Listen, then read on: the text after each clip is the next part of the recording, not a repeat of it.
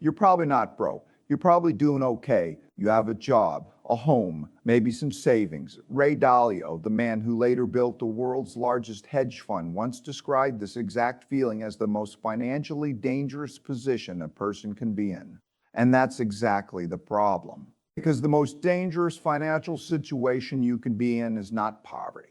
It's the quiet illusion of doing fine while five specific money mistakes in your 40s silently drain the wealth you should be building right now. Most people don't discover these mistakes at 40. They discover them at 62, sitting across from a financial advisor, realizing the retirement they imagine is simply not there.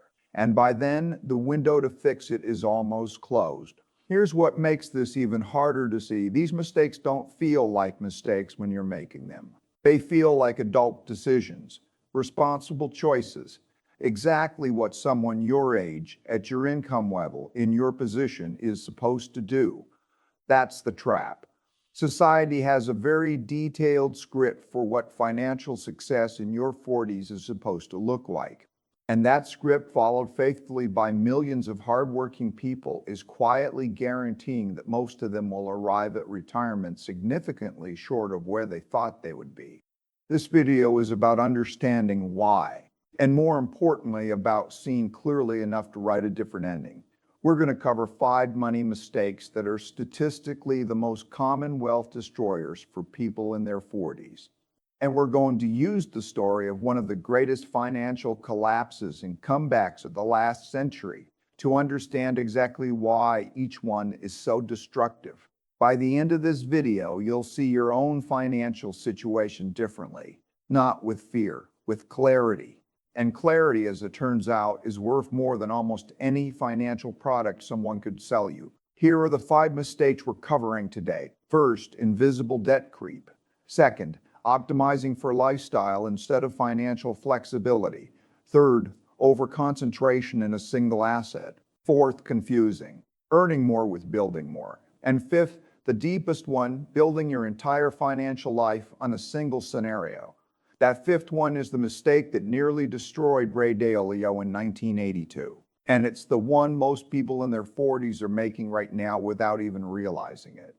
To understand why, you need to know what happened to Dalio in the early 1980s. In the early 1980s, Ray Dalio was not a nobody. He had founded his own investment firm. He was being quoted in major financial publications. He was considered one of the sharpest economic minds of his generation. And then he made a prediction, a very public, very confident prediction about where the American economy was heading. He told his clients, he wrote about it. He went on television. He bet his firm's entire reputation on being right. He was completely wrong. The market went in the opposite direction. His clients left. His colleagues left. He had to let every single employee go. He ended up borrowing $4,000 from his own father just to pay his bills. He had a family. He had a mortgage. He had spent years building something he was deeply proud of, and in a matter of months, it was gone. Now here is the part that matters for you. Dalio spent the years after that collapse doing something most people never do. He sat down alone and traced every single decision that had led to the disaster, not to feel sorry for himself, to understand exactly what went wrong at the level of principle, not just circumstance. And what he found was not one catastrophic mistake. It was 5 specific patterns. Patterns that once he could see them clearly, he could systematically eliminate.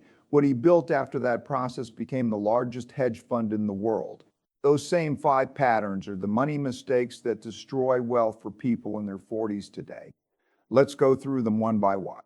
The first mistake is invisible debt creep. And the reason it's invisible is precisely because it never arrives all at once.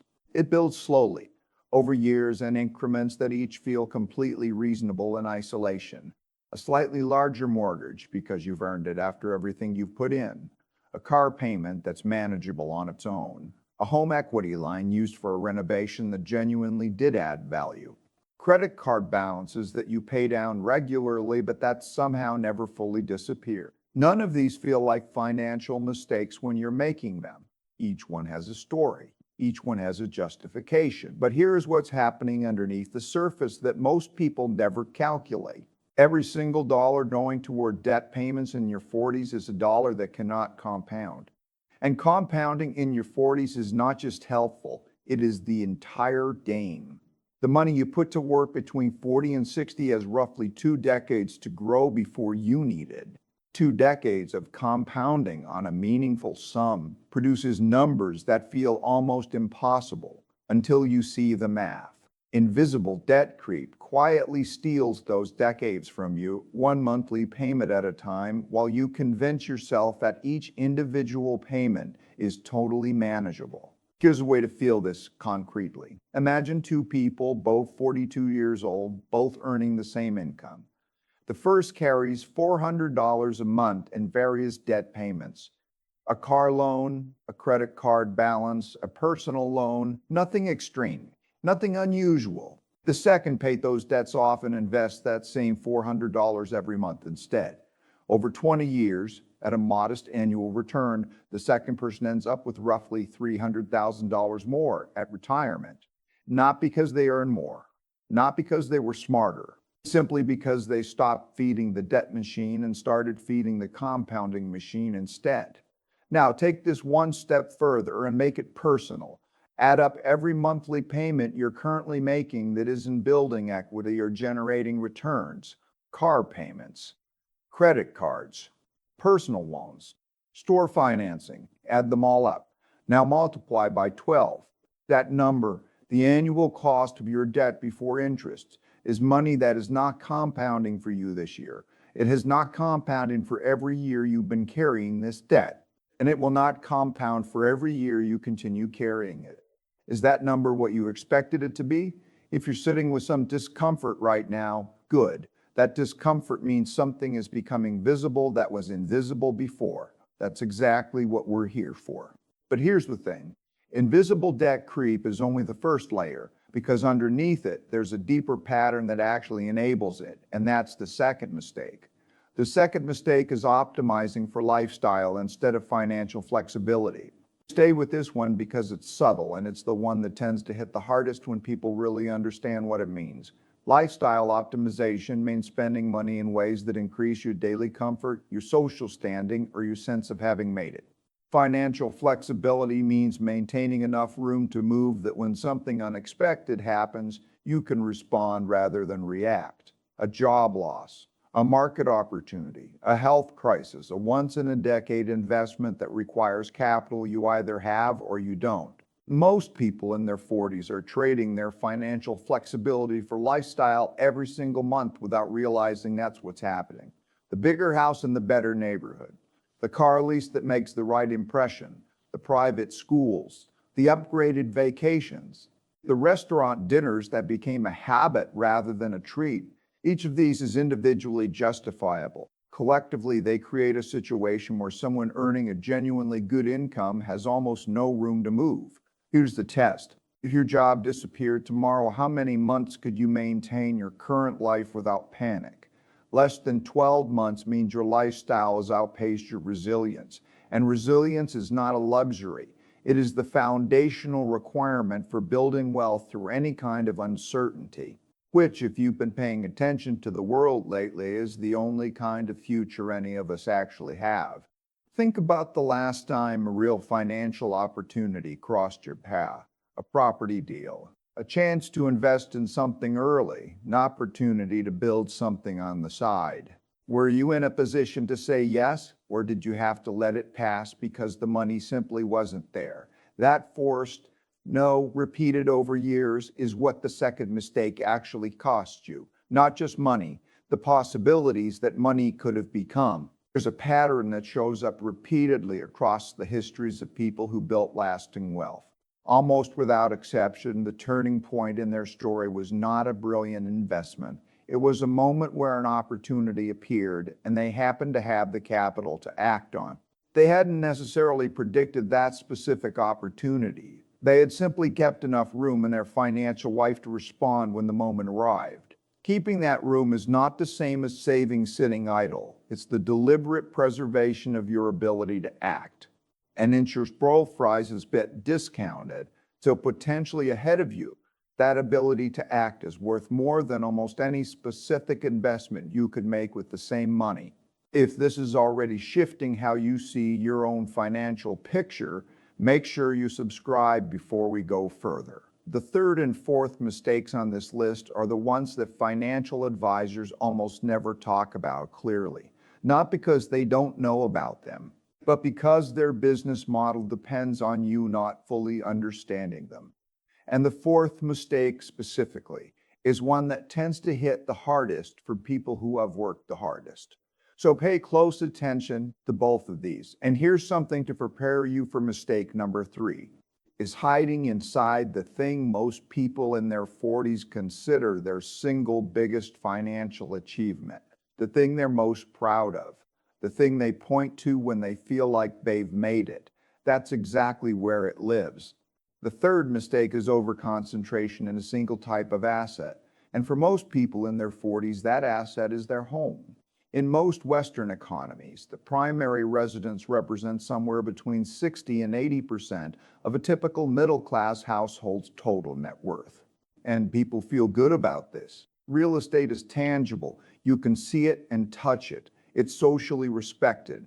It feels like the responsible adult thing to have put your money into. But here is what almost nobody tells you, clearly and directly. Your primary residence does not generate income. It generates costs, property taxes, insurance, maintenance, repairs, upgrades. It ties up an enormous amount of capital in an asset that you cannot quickly or easily access when you need it. And the real return on a primary residence, when you honestly account for all costs of ownership over decades, adjusted for inflation, is significantly lower than most people assume. In markets where property values have risen sharply, this point is easy to dismiss.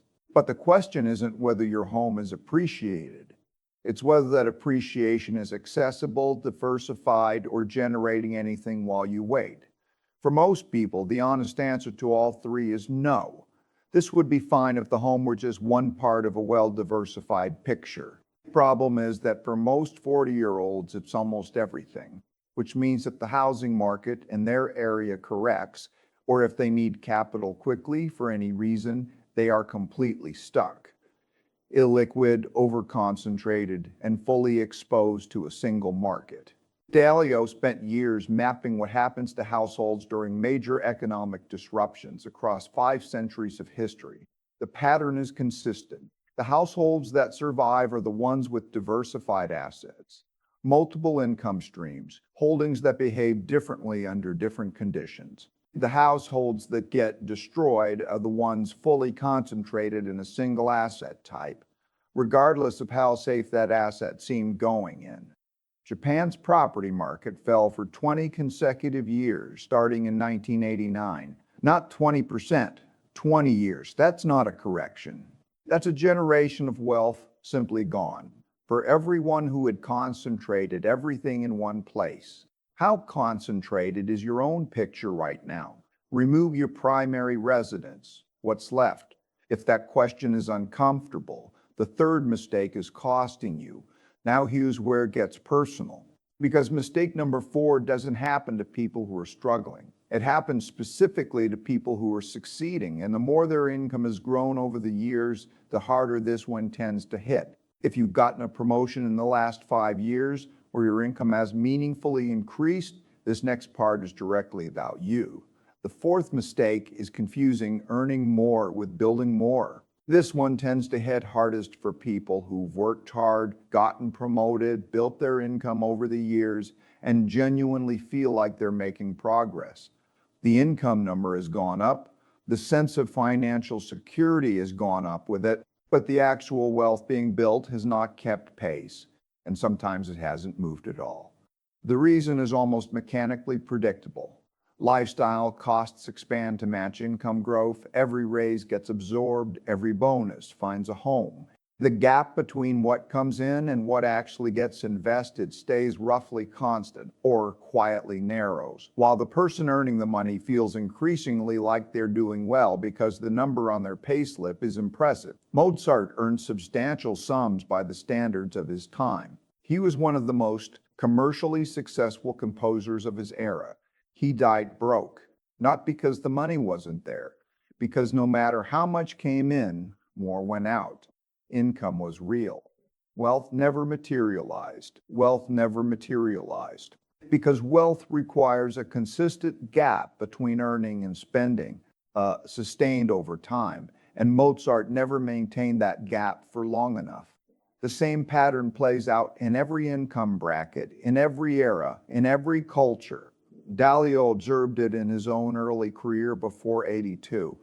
The income was growing. The financial resilience was not keeping pace. Income is a flow. Wealth is a reservoir. You can have a powerful flow in an empty reservoir if you are not deliberately capturing what passes through. Here's a question to answer honestly before you move on. Out of every $100 you earn right now, how many are genuinely building your future? Write a number in your head. If it's below 15, the fourth mistake is compounding against you every single month. Leave a comment with your honest answer, just the number or just a yes or no, and whether you think you're capturing enough. You'd be surprised how clarifying it is to simply put it in writing. Now we arrive at the fifth mistake, the deepest one, the one Dalio traced as the root cause of his 1982 collapse. The one that makes every other mistake on this list significantly worse when it's present. And honestly, this is the one that lands closest to home. When people finally hear it explained clearly, most of them realize it has been running quietly in the background of their financial life for years. Every major decision, every assumption, all of it built on this one unexamined foundation. The fifth mistake is building your financial life on a single scenario. This is the unconscious assumption that the conditions currently making your financial plan work will continue indefinitely, that your job will remain stable, that your industry won't be disrupted, that interest rates will stay manageable, that property values in your area will hold, that your health will continue cooperating, that the general economic environment will keep resembling what it looks like today. Dalio in 82 had built not just his investment thesis, but his entire professional identity around one specific scenario. He was so convinced of it that he went public. He tied his clients' money to it, he tied his reputation to it, and when the scenario failed to materialize, he had nothing. No contingency, no backup structure, no financial resilience to absorb the cost of being wrong about something he had been certain about. What he learned from that experience became the central architecture of everything Bridgewater was built on afterward. He called it radical open-mindedness about being wrong, not pessimism, not paranoia. The disciplined practice of regularly asking, what does my financial position look like if I'm wrong about this? If the scenario I'm counting on doesn't arrive, how long can I survive? What do I lose and what do I keep? He began building portfolios designed not to win under one specific set of conditions, but to survive across a wide range of conditions. Assets that behave differently from each other. Cash reserves that provide genuine options rather than just psychological comfort. Income streams that don't all depend on the same underlying assumptions remaining true. For most people in their 40s, this means asking some uncomfortable questions. What happens to your financial picture if you lose your job for 18 months? What happens if property values in your area decline significantly? What happens if the industry you built your career in looks fundamentally different in 10 years? These are not paranoid questions. These are the questions that every household that survived the last century's major economic disruptions had already asked and answered before those disruptions arrived. The households that had no backup plan, no flexibility, no ability to absorb a scenario different from the one they expected.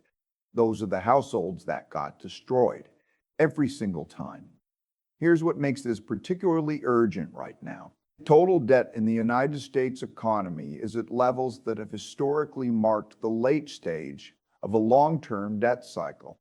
Interest payments on government debt have exceeded defense spending for the first time in modern history. These are not opinions, these are facts that Dalio's research team has been tracking alongside every comparable period in the last 500 years of economic history. The pattern of what comes next is not unknown. What varies is exactly when and how. But the households that come through transitions like this intact are always, without exception, the ones that build structures that don't depend on a single scenario remaining stable. Right now, write down the three biggest assumptions your financial life is currently built on: your job, your property value, your industry. Now ask yourself, what does my picture look like if all three are wrong at the same time? If you have never asked that question before, you now understand exactly what Dalio had never asked before. 1982. Here's the real point of everything we've covered today. These 5 mistakes are not the mistakes of careless or irresponsible people. They are the mistakes of smart, hard-working, well-intentioned people who are following the conventional financial script. The problem is that the conventional script is optimized for appearing financially healthy, not for actually building wealth that survives disruption. Your 40s are the decade where these patterns either get corrected or get locked in. The financial structures you build between 40 and 50 determine in large part what your life looks like between 60 and 80. That is not meant to create anxiety. It is meant to create urgency of the useful kind, the kind that moves you from passive to deliberate. The part of the Dalio story that almost always gets left out is the rebuild. After 82, sitting in an office he could barely afford, he went back through every decision that led to the collapse, wrote down every principle he had violated, and built a system to prevent those violations from happening again. He later said that this period, the period of having nothing, was the most valuable experience of his professional life.